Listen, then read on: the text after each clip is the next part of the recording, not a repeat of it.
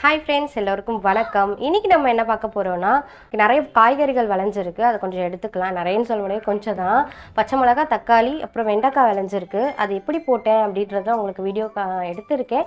கண்டிப்பாக உங்களுக்கு அது போடுறேன் அப்படின்னு சொல்லிட்டு தேங்காய் விழுந்திருந்தா எடுத்துகிட்டு வருவோம், அப்படி இல்லைன்னா நம்ம விட்டுடலாம். ஸோ இன்றைக்கி என்னென்ன காய்கறிகள் இருக்குது, என்ன பறிக்க போகிறோம் அப்படின்றது தான் இன்றைக்கி வீடியோ.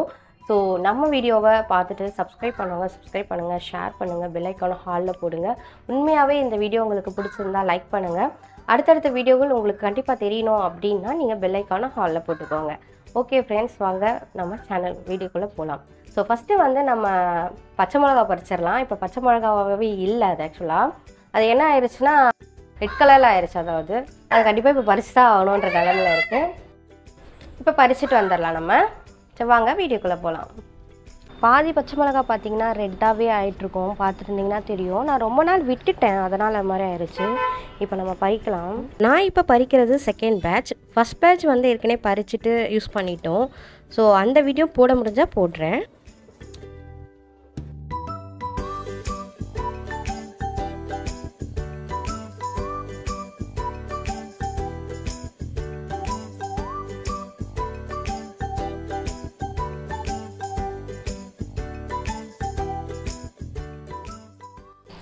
நான் வந்து ஃபஸ்ட்டு தக்காளி மட்டும் தான் எடுக்கலான்னு பார்த்தேன். பட் ஆனால் இப்போ பார்த்தீங்கன்னா பாவக்காய்லாம் சின்ன சின்னதுலேயே பழுத்துருது. நம்ம பாவக்காய் மொத்தத்தையும் பறிச்சிடலாம். தக்காளி பறிச்சிடலாம்.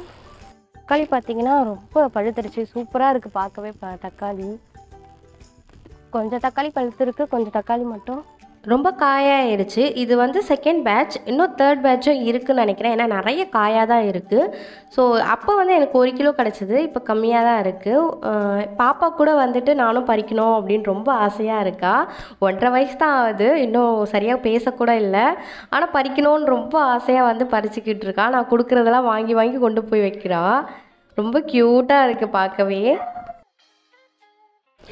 பாவக்காய் வந்து சின்னதுலேயே பழுத்துருது. அதனால தான் நான் குட்டியாக இருக்கும் போதே இது பண்ணிடுறேன். இதை நான் ஒரு வாட்டி செஞ்சு பார்த்தேன். ரொம்ப கசப்பாக தான் இருக்குது பாவக்காய். கசப்பு இருக்காது அப்படின்னு நினச்சேன். சரி, கடையில் வாங்குகிற அளவுக்கு வந்து கசப்பு இருக்காது அப்படின்னு நினச்சேன் நான்.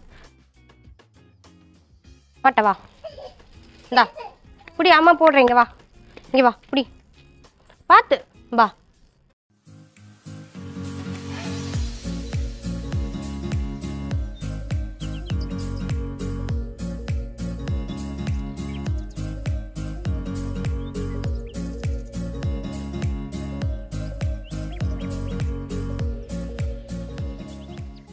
காய்கறி பறிக்கிறது ரொம்ப பிடிச்சிருக்கு போல்.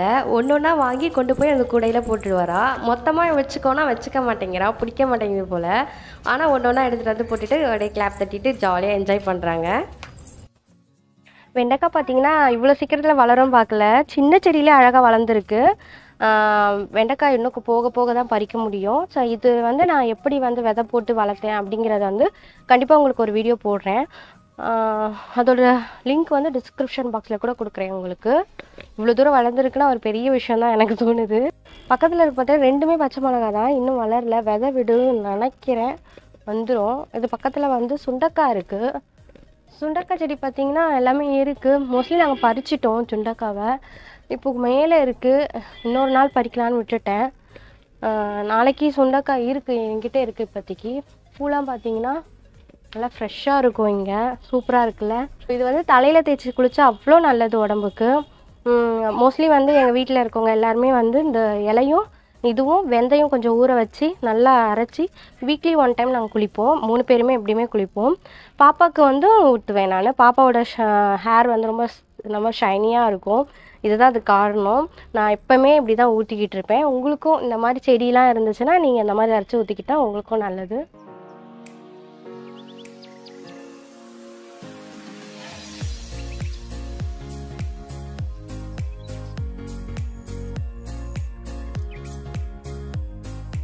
தேங்காய் பார்த்தீங்கன்னா நிறைய விழுந்துருக்கு. ஒரு 3 தேங்காய் விழுந்துருக்கு. இந்த பார்த்தீங்களா, தேங்காய் விழுந்துருக்கு. நான் நினச்சேன் தேங்காய் இன்றைக்கி விழுந்துருக்கோன்னு. நேற்றும் முந்தானேத்தும் எங்கள் மாமியார் எடுத்தாங்க ஒரு 2-3 தேங்காய். இது ரொம்ப சின்னதாக இருக்குது தேங்காய். இது கொஞ்சம் நல்லா இருக்குது. இது கம்பேர்லாம் பண்ணால் ரொம்ப சின்னதாக இருக்குது.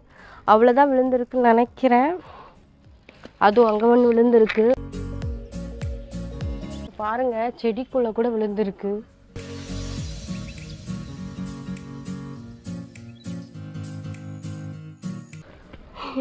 இதுக்குள்ள இருக்கான்னு எனக்கு தெரியல, பார்க்கலாம். அவ்வளோதான் தேங்காய். இன்றைக்கி நம்ம எவ்வளோதான் நம்ம பறிச்சிருக்கோம். வந்து செம்பருத்தி பூ வந்து கொஞ்சம் நிறையவே இருந்தது இன்றைக்கி. அது மட்டும் இல்லாமல் பாவக்காய், தக்காளி, தேங்காய் பார்த்திங்கன்னா நான் நினச்சி பார்க்கல, ஒரு 2 தான் இருக்கும்னு நினச்சேன். ஆனால் 4 வந்துருக்கு. வெண்டைக்காய் செடி பார்த்துருப்பீங்க. வெண்டைக்காய் செடியோட லிங்க் வந்து நான் கண்டிப்பாக கொடுக்குறேன். அது எப்படி நான் விதை போட்டேன், அது எப்படி வந்தது, அதை கொண்டு வந்து நாங்கள் இங்கே புதைச்சது, அது வளர்ந்தது எல்லாமே உங்களுக்கு கண்டிப்பாக நான் உங்களுக்கு காட்டுறேன். இன்றைக்கி அறுவடை ரொம்ப சூப்பராக சந்தோஷமாக முடிச்சுக்கிட்டேன். பார்த்திங்கன்னா ஒரு கூடு நிறைய நமக்கு வந்து தேங்காய் கிடச்சிருக்கு. அதுக்கப்புறம் வந்து பாவக்காய் கிடச்சிருக்கு, ஒரு 1/4 கிலோ அளவுக்கு கிடச்சிருக்கு. இது ஒரு 100 கிராம் அளவுக்கு நம்ம பச்சை மிளகா, ஒரே ஒரு வெண்டைக்காய் எடுத்திருக்கேன். தக்காளி பார்த்திங்கன்னா ஒரு 1/2 கிலோ இருக்கும் தக்காளி எடுத்திருக்கேன். செம்பருத்தி பூ. ஸோ இது இன்றைக்கி வந்து நம்ம ரொம்ப சந்தோஷமாக எல்லாத்தையும் பறிச்சிட்டோம். ஸோ இந்த வீடியோ கண்டிப்பாக உங்களுக்கு பிடிச்சிருக்கும் அப்படின்னு நினைக்கிறேன். கண்டிப்பாக நம்மளோட சேனலை சப்ஸ்கிரைப் பண்ணாதுங்க, சப்ஸ்கிரைப் பண்ணுங்கள், ஷேர் பண்ணுங்கள், பெல் ஐக்கானை ஹாலில் போடுங்க.